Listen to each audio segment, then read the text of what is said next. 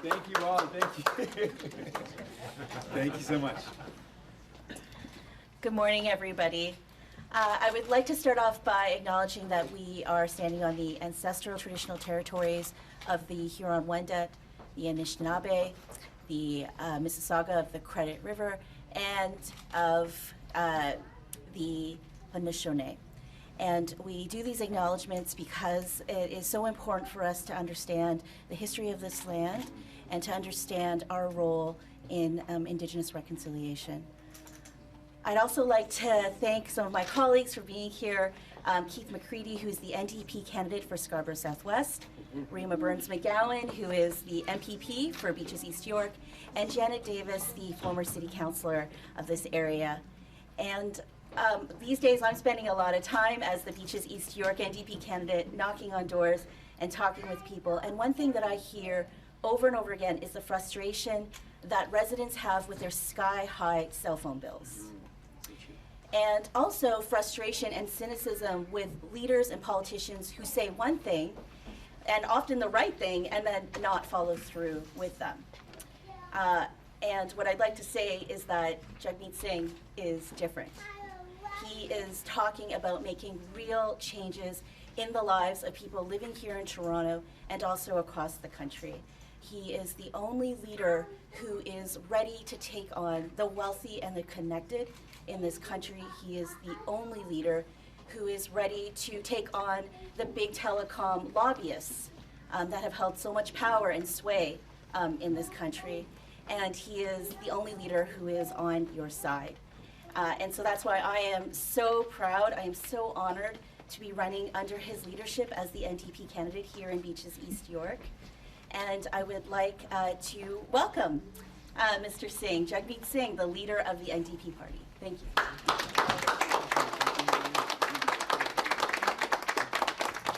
Thank you so much, May. And May, having someone like you who's a proven advocate, who's fought so hard for so many communities. I was just reading your bio on helping Filipino women in Montreal and starting an organization there. As a lawyer, as a powerful voice here in Beaches East York, I know that the people will be well served by having you as their member of parliament. Thank you so much. So friends, we're here to talk today about cell phone bills. And this probably is one of the most frustrating bills that people pay for, cell phone and internet. And there's a reason why people are so frustrated. We are paying some of the highest bills in the world when we talk about cell phone or internet services. We're paying some of the highest prices. And there's gotta be a better way. And I look at why we're paying such high bills. And it's because governments in Ottawa have continued to allow the powerful, the wealthiest to have things easier for them and harder for everyone else. People pay the price when that's what happens. So if we look at telecoms, if we look at the cell phone bills and internet services, well, it turns out over the past 4 years, Mr. Trudeau's government has been lobbied over 565 times by telecom lobbyists. And as a result, what's happened is they've driven up the cost of cell phone and internet to the point that it's amongst the highest in the world. So we want to change that. This is what our plan is. We would immediately put in place a price cap on the amount that can be charged for cell phone and internet. We'd impose the price cap based on the average OECD nations and what they charge for cell phone and for internet. This is something that other nations have done, and it has effectively brought down the price of medication or price of cell phone services. It's going to save families on average $250 per year, but it could be a lot more for other families that spend more on cell phone and internet. This is going to save families. On top of that, we've got a host of other measures. We want to put in place true unlimited data plans. We want to make sure that there isn't throttling that we see with the current kind of fake unlimited data plans. We want to make sure that people can afford their bills. This is something that we're committed to doing. We know that cell phones are not a luxury.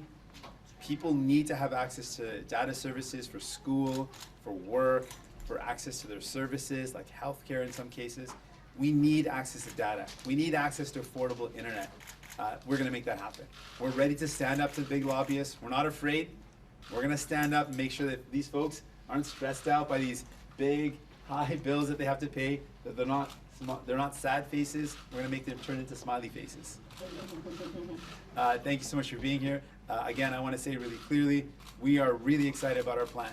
That's going to put in place a price cap, ensure that we've got true unlimited data plans, make sure that people can afford their bills, and help families out that are feeling the squeeze, that are feeling in their tight way, in a rough way. And we're gonna help them out, because we're in it for people. Thank you so much, and I'm ready to answer any of your questions. Mr. Singh. So with respect to a price cap, it sounds great, but in theory, it could backfire. For example, let's say you set the price for $50.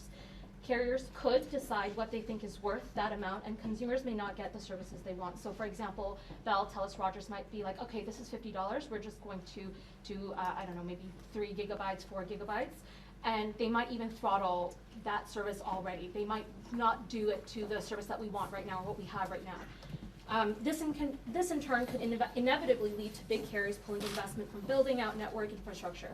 For that matter, 5G, as you know and are aware, is not going to be cheap. You also saw what happened when the CRTC set final wholesale rates for access to high-speed broadband network infrastructure. Bell intends to cut 200,000 homes from this service. Can you tell me how you would set that price cap? What would that mean? What limitations would you create? What does that look like? Sure. Thank you very much for the question.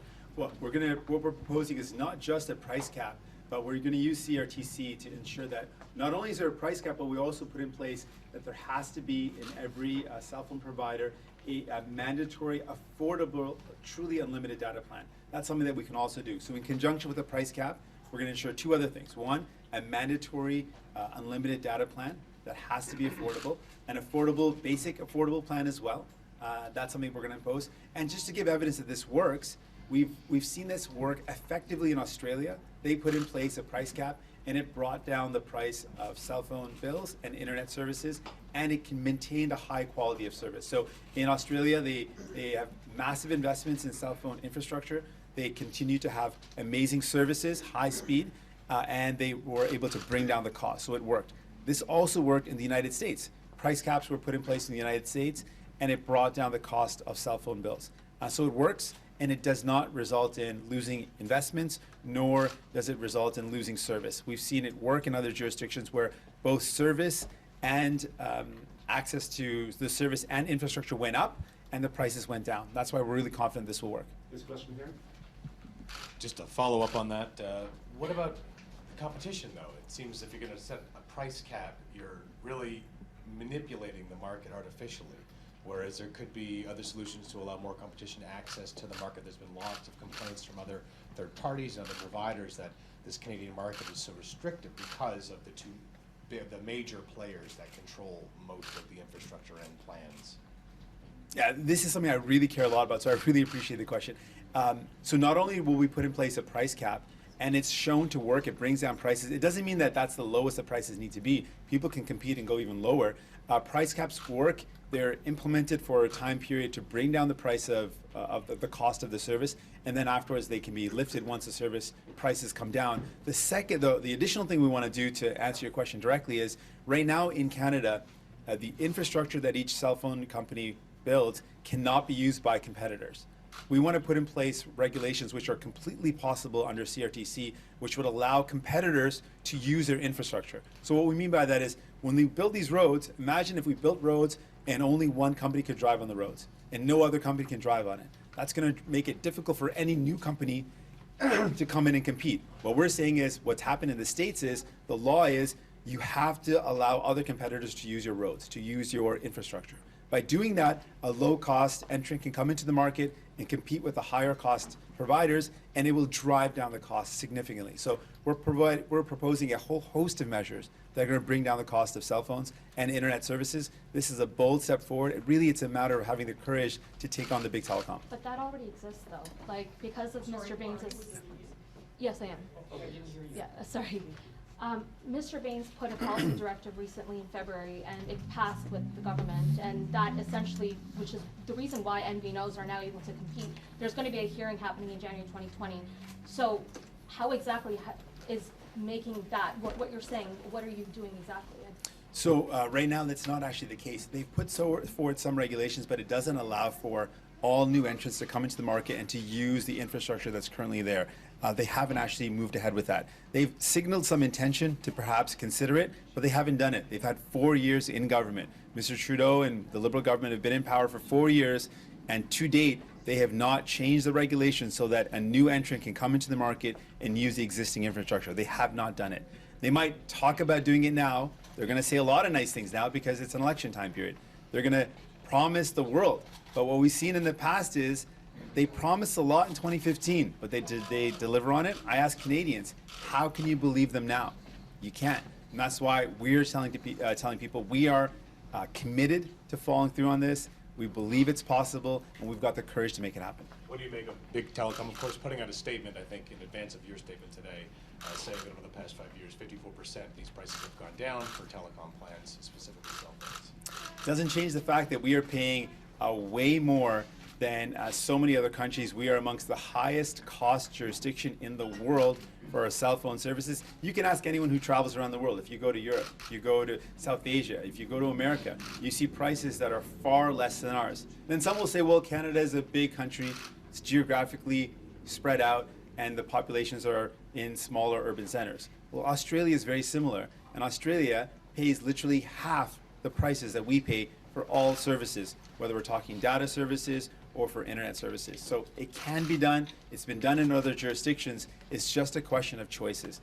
Do we continue to choose governments, liberals and conservatives, that make life easier for the powerful and the wealthy, or do you choose New Democrats who are going to fight for you and your families and make sure you have affordable prices? I'm confident people will choose us because we're in it for people. Justement, en suivant, Oui. un suivi à la question, Christian Noël de Radio-Canada. Les compagnies télécom disent on a déjà commencé à baisser les prix. Pourquoi est-ce que le gouvernement devrait s'ingérer dans le marché? Parce qu'on paye parmi les plus chers prix pour les services cellulaires et services Internet à travers le monde. Donc, ce qu'ils font n'a pas l'impact qu'on a besoin d'avoir. Parce que à ce moment, à travers le pays, on est parmi les plus chers. On a des autres pays comme Australie, qui est tellement similaire comme géographie, comme population, mais ils paient une moitié, une demi que ce qu'on paye. Donc, on peut pousser les grandes compagnies de télécommunications d'aider du monde. On a le pouvoir de le faire et maintenant, avec les néo-démocrates, on a le courage d'agir. Votre programme impose des restrictions sur plusieurs marchés, demande aux compagnies de faire leur juste part, augmenter les impôts. Vous faites cette annonce-là aujourd'hui, maintenant. Tout à l'heure, vous rencontrez sur Bay Street les gens du Canadian Club. Comment est-ce que vous allez les convaincre que vous n'êtes pas l'ennemi? Parce que je pense qu'une économie qui marche pour tout le monde, c'est une économie qui est bonne pour tout le monde. Quand on a des grandes inégalités dans une société, ça crée un problème pour tout le monde. Et ce qu'on propose, c'est si on veut vraiment avoir une société qui avance de l'avant, il faut avoir des égalités, des équités dans la société. Et à ce moment, avec beaucoup de monde qui n'ont pas accès aux ressources pour acheter une maison, qui ont peur de l'avenir, on peut changer tout ça si on fait des choix, des meilleurs choix pour les gens. Et je pense que ça, c'est pour tout le monde, pour l'économie, pour les entreprises et pour les gens. Good morning, Mr. Singh. Good morning. I would like to ask you what you thought was, say, your best moment last night in the debate. I had a really good time. I think it was it was fun to have a debate. I think really what it was so fun for me, why it was so fun and what I really enjoyed was I meet a lot of people across this country and they often feel like they don't have a voice. They feel like, there's no way for us to be able to get our concerns out there and to reach the people that have the power to change. And I've always felt like it's my job to take their voices and their stories and give it a platform. And for me, that was the most exciting part of last night, was the opportunity to tell the stories that I hear from all the time, the people who struggle and face so many challenges. I wanted them to know that they're not alone. I hear you, I see you, and I want to share their stories. And don't mean to harp on this issue. You're trying to get to 338 candidates by the end of September. And there have been some candidates who have already been vetted that have had to been removed, so 2 for the NDP. How frustrating is that for you that that has to happen in the midst of the campaign too, that you went through this whole process and now they're gone? You know, it is, of course, it's challenging to make sure we have the right candidates. It takes hard work, and it's something we're going to continue to do. I know that we have something really special to offer to Canadians, and people need us. They need us because we're going to fight for things like pharmacare and fight for affordable housing. So we're going to continue to work really hard, and I'm confident that we will have 338 candidates across this country. So without any question, if you need to vote, if you want to vote New Democrat, you've got a chance to do that, and we're prepared to make that happen. Could you do that in French? Sure, sure. Thank you. Oui, on a eu, et c'est toujours un défi de changer la situation. On a mis beaucoup d'efforts pour recruter des gens marginalisés, les femmes, et ça prend beaucoup d'efforts, mais je suis prêt pour prendre cet effort parce que c'est tellement important. Donc, on va continuer de mettre l'effort, et je peux m'assurer, tout le monde, tous les Canadiens et Canadiennes, que vous pourrez voter pour un néo-démocrate dans chaque comté à travers le pays. Mr. Singh, Michael Couture from Global National. Hey there. You keep saying how you're going to fight for the little guy and be the champion of the everyday Canadian. But later on today, as my colleague said, you're going to be talking to the Canadian Club, where it's not the little guy, not everyday Canadians. How are you going to thread that needle to tell them that you're not the enemy? Well, I'm not going to tell them a different message. I'm going to tell them the same thing. I think that a society that is fair is good for everybody. That where people can get ahead, that is a better society. But when we have massive inequality, it's not good for anybody. When you've got desperate poverty and massive wealth in the same place, that is not a good combination. I think everyone benefits from an economy where everyone gets ahead. When we make decisions that benefit people, they can own a home, they can afford to pay their bills, and they have a bright future, that's how you build a better place, a more cohesive place where there's more positivity, and I think that's something that's going to benefit everyone. But most parties need to work with corporate Canada, and if you're making an enemy out of corporate Canada, how do you expect to get votes from anybody in those circles? I don't want to make anyone an enemy, but I want to definitely take on the powerful. I think that they've had a free ride. I think that it's really clear that decisions have been made that benefited the people at the very top, and it hasn't benefited Canadians. That's wrong. When we have powerful corporations that are calling the shot in Canada, people pay the price, and that's also wrong. And so I really want to make sure that we know that we can work with business. We can create a good climate that allows businesses to thrive, but we don't want to create a condition where corporations thrive and people suffer. We want everyone to do well, and that's something we can achieve together. Alex Ballingal of the Toronto Star.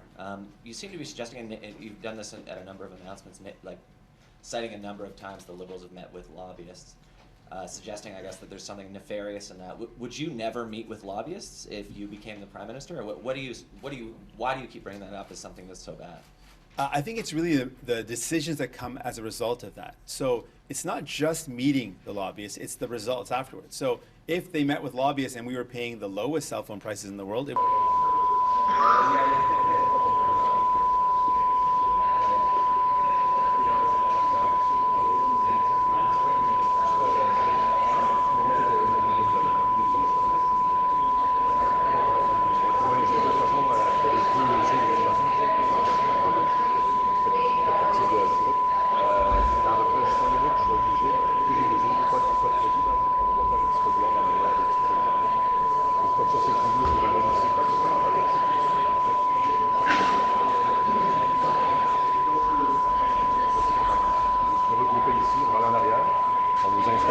Photo-op, ça va durer 5 minutes. Je vous ramène pour la conférence de presse. Pardon? Oh oui, elle va être avec lui tout le temps. C'est elle justement qui va rentrer avec dans cette pièce-là aussi. Okay? Fait que j'ai plus de passe, Ouais. mais ce monsieur-là, en jaune, en couleur de corps, la fond du site. Oui, je sais. OK. On va faire un bon choix.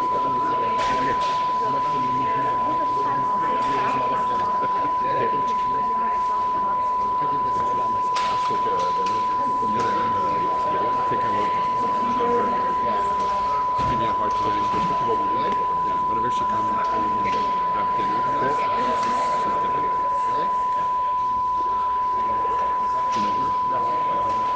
Remember Tommy Nicholson? Yeah. Oh, okay.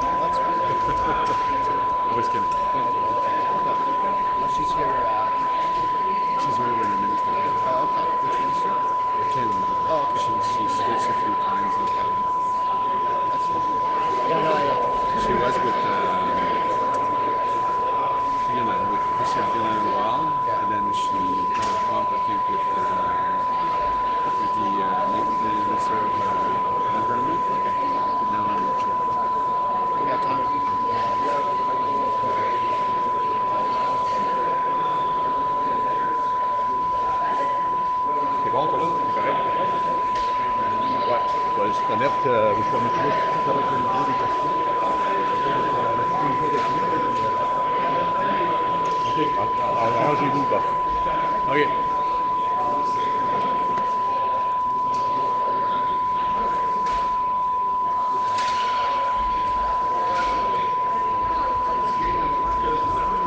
For Sikhs who don't want to wear helmets on construction sites.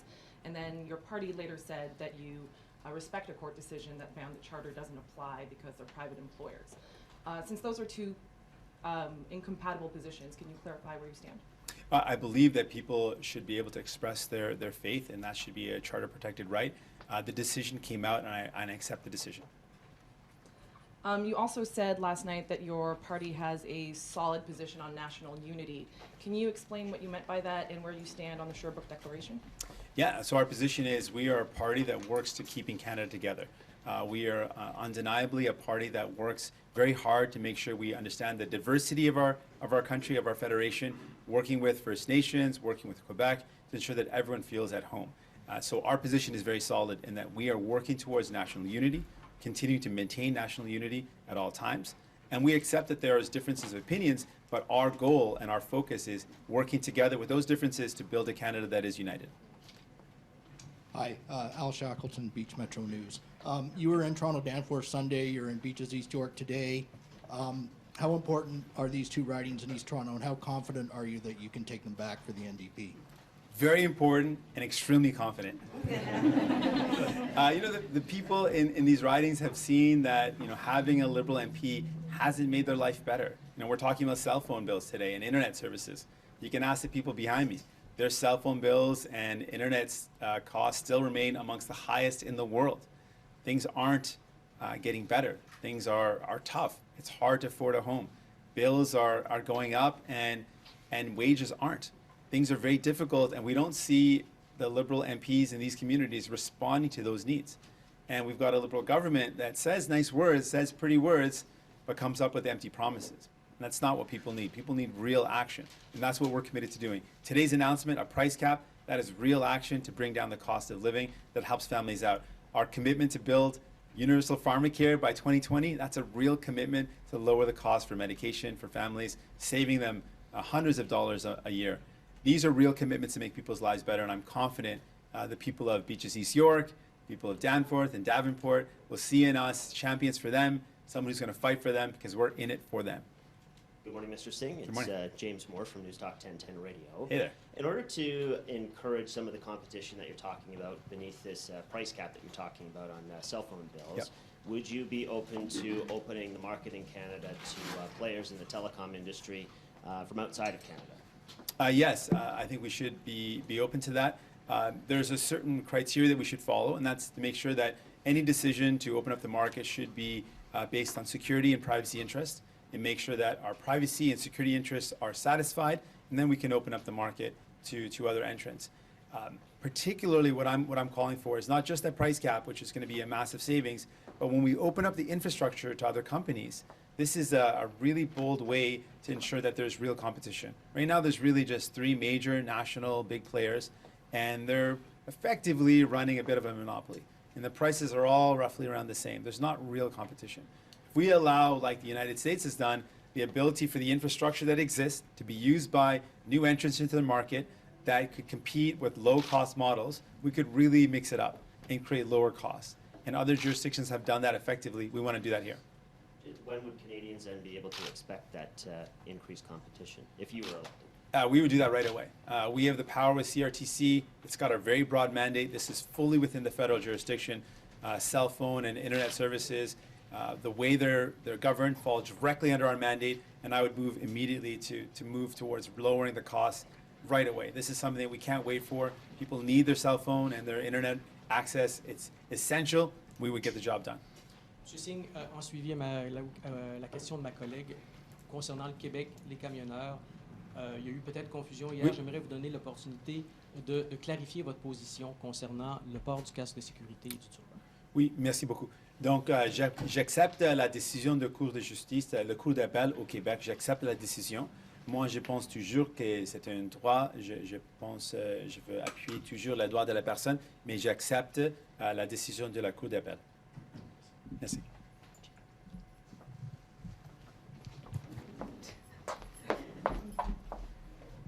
Hi, I'm not with the media that's traveling with you, so that's why I wasn't aware that I had to come here. No worries, no worries. All good, all good. There's one thing that you mentioned in your announcement as well, Consumer Bill of Rights. Yes.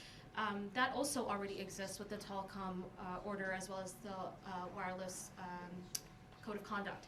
Could you explain to me what this would look like if and when you decide to make this happen? Yeah, so I mean, our main focus today is on the price cap, on ensuring that there is affordable, unlimited data plans and affordable basic plans. That's going to really lower the cost of cell phones. The other major focus is encouraging competition. With the Bill of Rights, we see that as it currently stands, people don't really feel like their voices are being heard. I've heard a lot of frustration from people that say that they don't get the service they need, they don't get the response times that they want. It's really tough, and they're really frustrated. So we want to augment the supports and protections for consumers. They're not at the level they should be, so we would really bolster those supports so that they're meaningful and that people can actually feel like they're being supported in times when they're feeling exploited. Thank you so much, everybody. Merci beaucoup. Thank you. Thank you, team. You're gonna stick around for good. This is awesome.